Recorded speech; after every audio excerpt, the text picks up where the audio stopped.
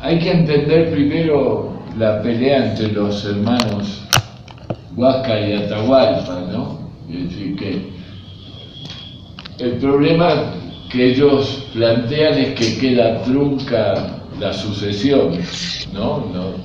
No se llega a concretar porque los españoles matan al último posible inca, llamémoslo. Entonces, el mito transforma la cuestión de... Ustedes deben conocer el mito de que Atahualpa fue degollado. Eso es un mito, en realidad no es verdad. Pero... O el otro dice que le oprimieron aquí las sienes con algo, ¿no? Otros dicen que estaba en el poste y le pusieron lo que se llama el cepo, ¿no? Y lo mataron con eso. Pero ninguna de esas es verdad. La verdad es que fue envenenado, tanto él como su corte. Pero dejando de lado eso, lo que importó es que la gente creó el mito de que le habían cortado la cabeza. Y que a pesar de todo, la cabeza, algunos decían la cabeza y el torso, pero la cabeza es lo que se expandió más por el mundo andino, decían que eso tarde o temprano se iba a volver a unir, iba a volver a revivir la cultura andina, ¿no? Por eso es Inca Ric, Inca Rey, ¿no?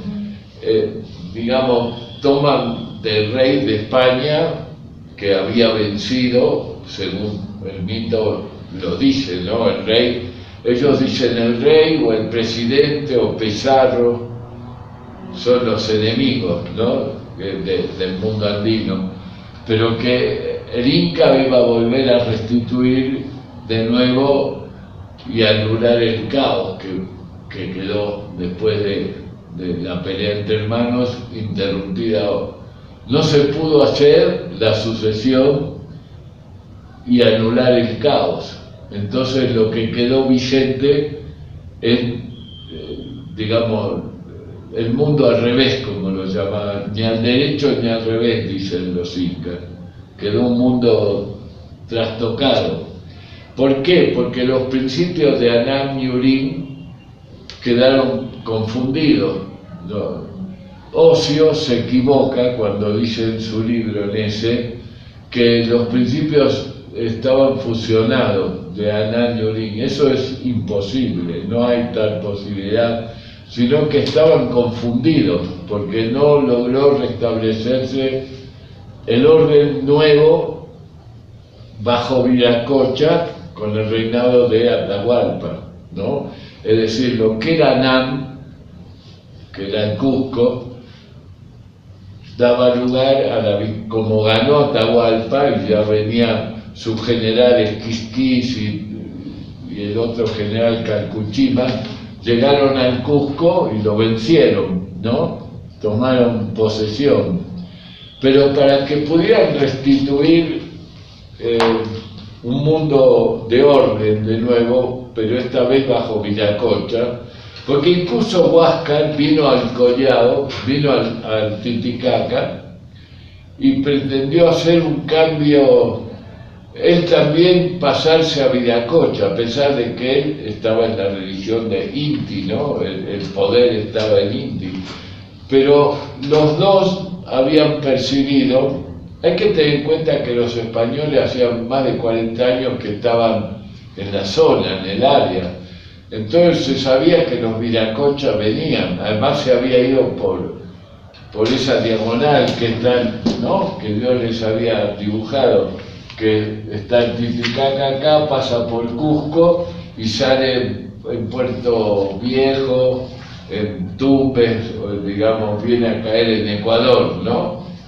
Entonces, por ahí se fueron los Viracocha, el Viracocha del Pito, y que les prometió que iba a enviar a sus mensajeros para anunciar que cuando volvieran.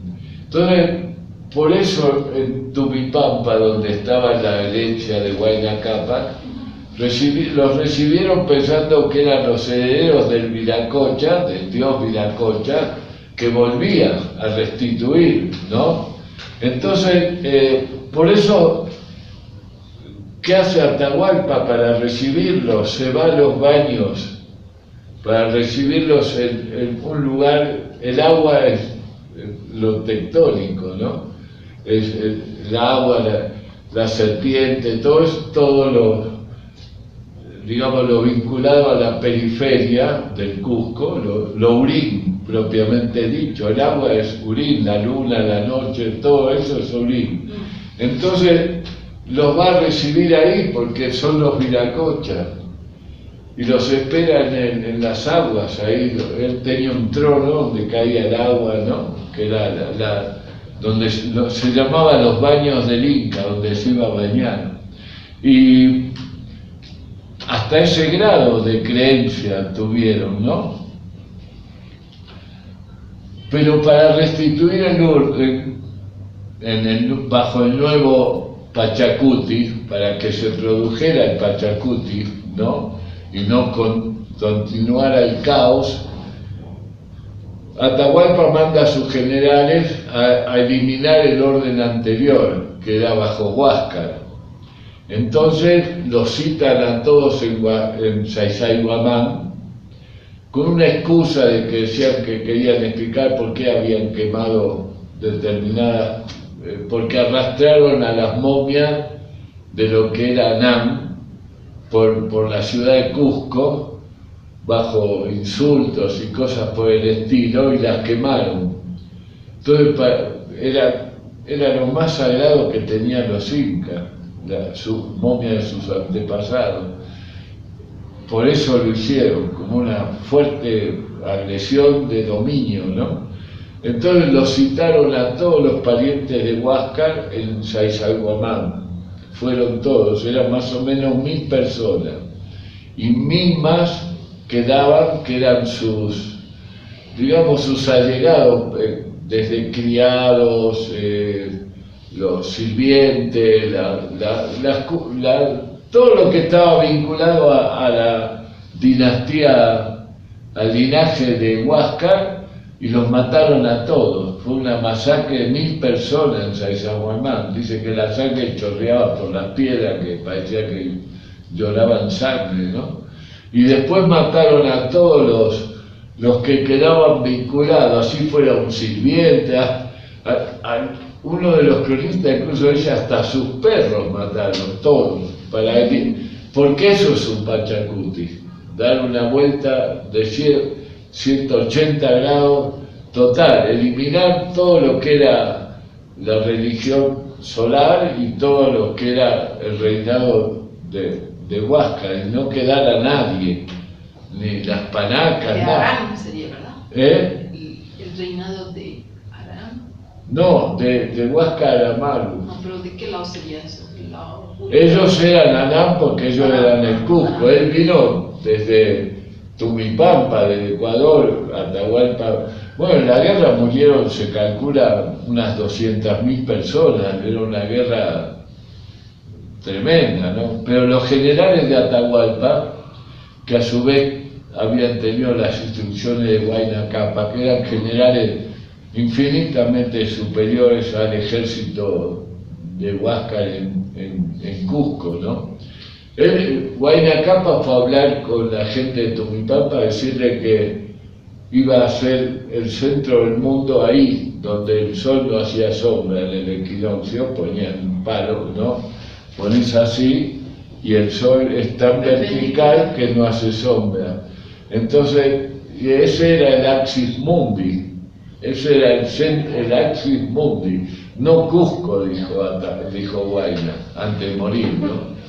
Y lamentablemente el heredero que él dejó murió se contagió las pestes que traían los europeos, ¿no? Que acá no había defensa, contra un sarampión mataba un tipo, o cualquier cosa, enfermedades que hoy son benignas, pero en ese momento sin defensas, murieron millones de personas, y sobre todo de viruela. La viruela mataba rápido.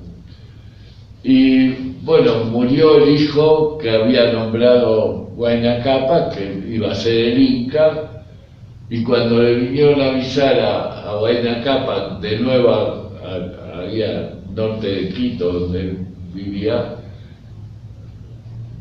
Huayna Cápac también estaba muerto. Entonces no quedó ningún Inca que podríamos decir nominado, porque la dinastía era el que nombraba el Inca vivo, ¿no? Por eso lo llamaban corregente, es decir, yo Inca te nombro corregente, lo cual implica que ya vas a seguir vos, ¿entendés? No nombraba al hijo mayor, los españoles nunca entendieron eso, porque en España el hijo primogénito era el heredero, ¿no?, de la corona, pero acá no. El rey nombraba al más hábil, bien claramente, todos los cronistas coinciden en eso, que nombraba al más hábil. Entonces, el que nombró no está. Entonces, los dos hermanos que quedaban, Atahualpa en el norte, que vivía con Huayna, y Huáscar, que estaba en Cusco, que lo habían nominado en las panacas cusqueñas.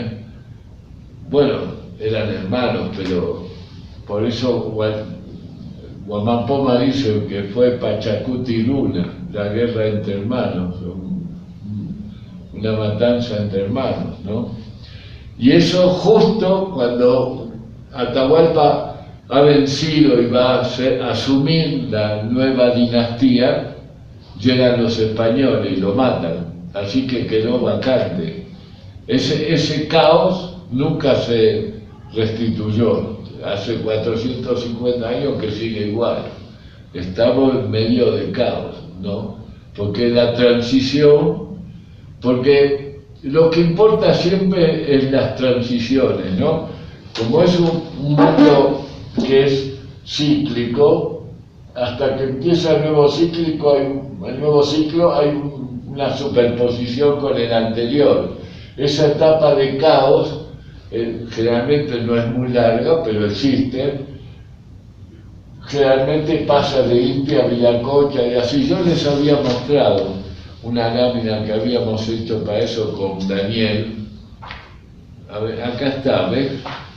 Acá está cómo se llamaba según Guamán Poma, según Santa Cruz, según Ávila, según Carancha, etcétera, ¿no? Y cada periodo tiene una etapa de caos hasta que se establece el nuevo orden. Este orden nunca se restableció porque murieron todos los incas, ¿no? Ya no hay. Entonces eso hace que sigamos en medio del caos. Y la secuencia fue Viracocha, Inti, y tenía que restablecerse el nuevo orden bajo Viracocha, porque hasta Huáscar mismo se dio cuenta que venían los Viracochas, ¿no? Y que él mismo se iba a adherir a la nueva religión, pero no llegó a pasar nada de eso, ¿no? Eso quedó trunco. Bueno, acá está como lo llamó Guamán Poma, Guariruna, Pururuna, Aucapacharuna, Incaruna. Ese fue el último periodo de los incas, ¿no? Que también es Incapruna, y el Pachacuti de entre hermanos, que no logra superar este caos, queda ahí. Acá llega la invasión española.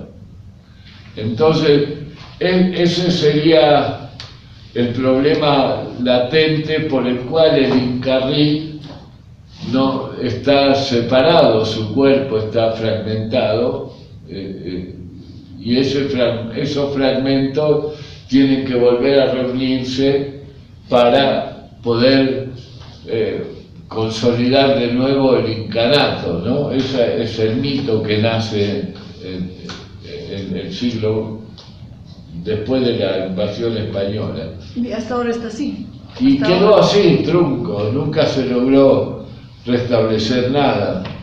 Pero lo interesante son unas cosas que nadie había reparado. Yo acá lo estuve reviendo y que lo había puesto entre las conclusiones sobre el significado de la fiesta de Colliouriti, que está vinculada, porque el retorno de las Pléyades va a marcar el retorno, la unión y la reaparición de Incarí otra vez como rey, ¿no? El rey Inca.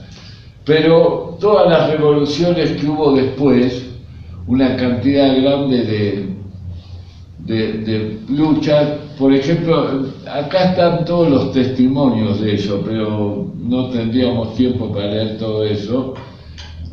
Los incas fueron a la jungla, donde siguen viviendo, no es que no están, que han desaparecido, ¿no? Sino que los descendientes, el mito dice que siguen todos viviendo. Los descendientes de ellos. Claro, son los incas, para ellos siguen siendo los incas, porque sus enemigos graves son los misti, o sea, los mestizos que colaboraron con los españoles, ¿no? Y que ocuparon el lugar del incanato. Es decir, por eso para los indígenas, los misti en Perú es una mala palabra ser mestizo, no es como acá tan dura, allá es durísima. Sí, no, claro, los misti fueron colaboracionistas para el indígena de los españoles, por eso no los quieren, ¿no? Pero fíjate, cuando fue el textual, como dice en uno de los mitos, cuando los españoles hicieron su ingreso a este mundo, todos los ñaupamachos, es decir, los antiguos, al igual que los incas, escaparon de la ciudad de Cusco internándose en la selva. En el mito de los queros, Incarí también está internado en la selva. Hemos visto también que las rebeliones de Manco Inca, de Juan Santos Atahualpa, que son rebeliones bien claras, tuvieron lugar en la jungla o cerca de ella. Y debería ser notado que un líder revolucionario del siglo XX, como Hugo Blanco, ¿se acuerdan de Hugo Blanco?, estableció el centro de su revuelta en la misma región que había establecido Manco Inca, igual, y se quedó cerca de Vilcabamba, ¿no?, donde fue la resistencia. Gregorio Condori Mamani, campesino del territorio muy lejano de las operaciones de Blanco, dice lo siguiente, que Blanco estaba escondiéndose cerca del templo de Victos, de Manco Inca. El templo de Victos vimos donde él resistió. Y dice textualmente, los días que se hablaba de Hugo Blanco en el valle, los soldados y guardias eran como hormigas para buscar a Hugo Blanco. Se ve que esto contemporáneo, ¿no?, siglo XX. Pero él estaba oculto como Gentil Machu. Gentil Machu es otro nombre de los ñaupamachos, ¿no? En el hueco de una peña. El mito es igual que los pururaucas, ¿no? Estaban en el hueco de una peña. Aquí dice, sus amigos le llevaban comida, pero solo de noche. Desde ese hueco él miraba durante el día, ¿no? Ese mito está muy extendido en toda la zona. Bueno, Blanco está identificado con la noche y el submundo, ¿no?, o Lourín. Por lo tanto, no es sorprendente que se lo vea como regreso del Inca. Comillas. Los campesinos, esto es textual, ¿no? Los campesinos del Cusco empezaban a identificar a Blanco con el Inca. Eso está recogido por los investigadores de trabajo de campo. Estas identificaciones delinean un esquema definido en la estructura del pensamiento y de la mentalidad andina. Las fuerzas de rebelión contra la estructura central de poder, que sería lo Anán, aunque fuera en el siglo XX hay una estructura, están asociadas con aquellas cosas que luego serán Urín, noche, subsuelo, jungla, culebra, todo, ¿no? Porque se acuerda que cuando dicen que se escapó a Atahualpa de donde estaba prisionero, se convirtió en culebra.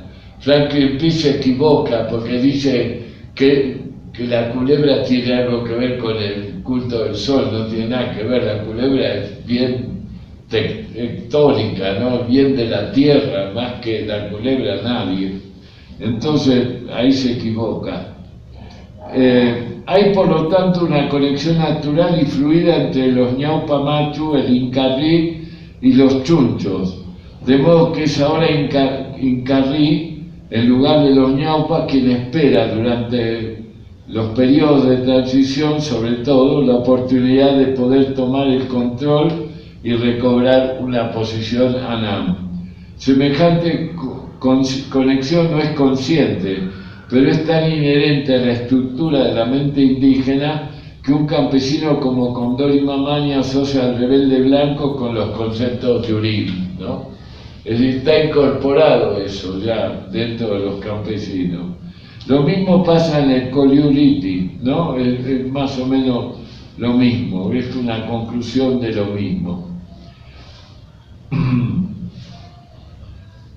Bueno, después está la pelea entre chunchos y collas, que tiene que ver también, y esa restitución de los chunchos le ganan a los collas, porque los collas están vinculados en la fiesta con los comerciantes, por eso los llaman capac, porque son ricos. En cambio los chunchos son los pobres, ¿no? Los que no tienen todavía nada. La victoria de los chunchos sobre los collas puede en consecuencia ser vista como una victoria simbólica de indios sobre españoles y mestizos, o sea, Urín sobre Anam, lo que significaría el regreso de Incarrí. Eso produciría. Esto no quiere decir, por supuesto, que los actuales participantes del Coliuriti estén conscientes de este significado, ni siquiera que las teorías sean inexpurgables, puede haber otras. Lo importante es intentar el difícil análisis de la cultura encubierta, un modo de poder demostrar que los modelos estructurales del pensamiento andino continúan desde el reinado hasta el presente, ¿no? Que todavía están vigentes. De este modo, el análisis de la mitología contemporánea puede arrojar luz sobre el pensamiento incaico, en tanto que un examen de la estructura social incaica iluminaría los actuales rituales andinos, nos ayudaría a entender, ¿no? A este respecto, entonces, bueno, dice que hay que continuar esta investigación para ver si es fehaciente o no, pero lo que se entiende es por qué el mito de Incarrí es tan difundido, ¿no? Es esa restitución totalmente utópica, hoy día la veríamos como utópica, como dice el verso del uruguayo que murió, que dice que es la utopía, ¿no? Cuando yo camino 10 pasos, ella se va 10 pasos más allá. ¿Eduardo Galeano? No, Benedetti. Y cuando camino otros 100 pasos, ya se va 100 pasos más allá. Entonces le pregunta, ¿para qué sirve la utopía? Dice, para eso, para caminar. Nos hace andar, ¿no? Es un poco eso. Incarrí fue como, se la vinculó mucho a la restitución de Santos Atahualpa, ¿no? Y a cualquiera de todos los otros que tomaban los nombres. A Hugo Blanco lo empezaron a llamar el Inca en el Cusco. A mí me contaron la gente, lo llamaban el Inca porque iba a restituir otra vez al incanato, ¿no?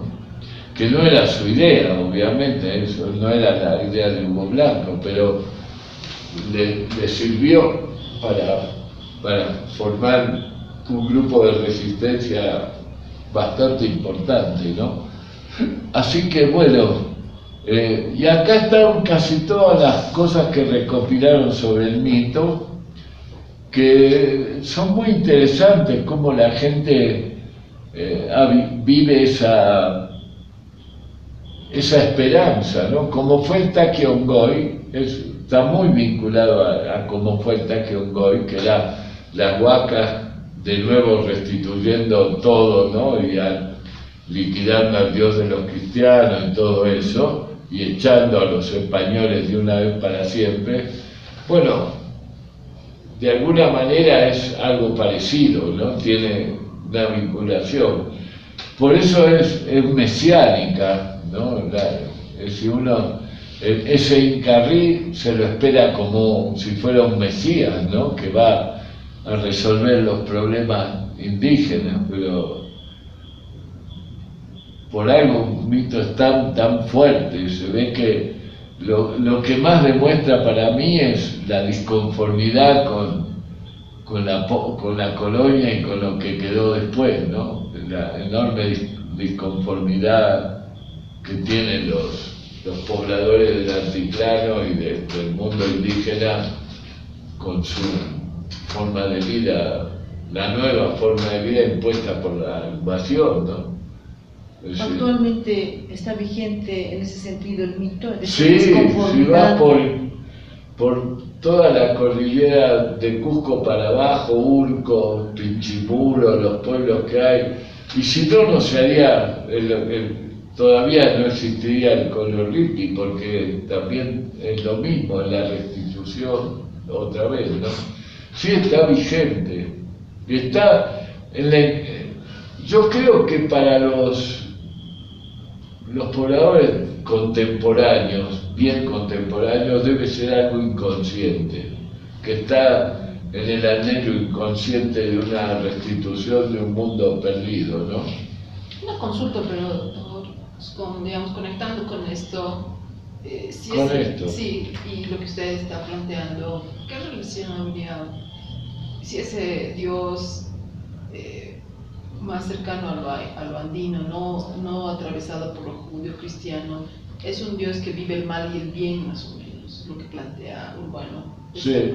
Que es un Dios caótico y hasta enrevesado, y que viene de repente en lo judeo-cristiano. Una de sus manifestaciones, sí, como el trickster. Sí, y viene lo judeo y establece una separación entre lo bueno y lo malo. Entonces, también, no sé si acá está, no me acuerdo en este artículo, pero en el grande le explica que el mismo Dios a veces es bueno y a veces es malo. Acá dice eso. Entonces, porque la vida es así. Y entonces tiene que ver acaso ese orden del Incarrí, ¿es realmente una utopía de un orden o es un momento solamente? Porque también ese caos... No, el Incarrí sería el personaje mesiánico que viene a restituir otra vez el Inca Rey, ¿no? Dicho en castellano. Pero claro, se lo ve como una utopía ya no alcanzada, ¿no? Pero sin embargo, en el libro que hicieron Gou y Condori, el Cay Pacha, ellos recorrieron y le hicieron dibujar a los chicos adolescentes, casi todos, 13, 14 años, 15. Ellos plantean en los dibujos la misma restitución. Sus dioses, según ellos, le pusieron que pongan lo que querían. Es una mezcla confusa de dioses absolutamente paganos, los Apu, que llaman Mamani, ¿no? Guamani para los pelanos, Guamani, que es lo mismo que los Apu para los Aymanas, ¿no? Y todos los dioses del trueno, toda la constelación enorme, mezclada también con el triunfo del Dios cristiano, ¿no? Porque es innegable, porque para ellos fue una batalla que ganaron, pero que tarde o temprano se puede restituir, no está terminado, la historia está abierta.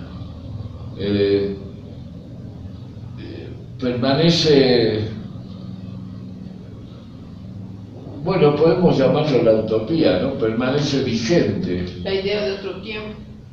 La idea de la restitución del mundo propio, como era antes, el mundo original, ¿no? El mundo que les permitía vivir de una manera propia, no la invasión, no a la ocupación foránea, ¿no? Claro que si uno lo ve desde un punto de vista absolutamente occidental, eso es irrealizable, ¿no? Pero está en la interioridad de los pueblos indígenas, sobre todo de la Sierra Alta de Perú, ¿no? Y está así, claro, vas a Lima, nada que ver, ni saben de qué se trata, no corre eso, es una ciudad hipermoderna, ¿no? En todo sentido. Entonces, hablo de lo que es para el mundo andino propiamente dicho, no para la costa, no encaja esto. Pero si no se harían la reunión que se hace para Uquisma, que es en otra montaña que está más al oeste de Cusco, pero en la misma línea, ¿no? Que es muy importante.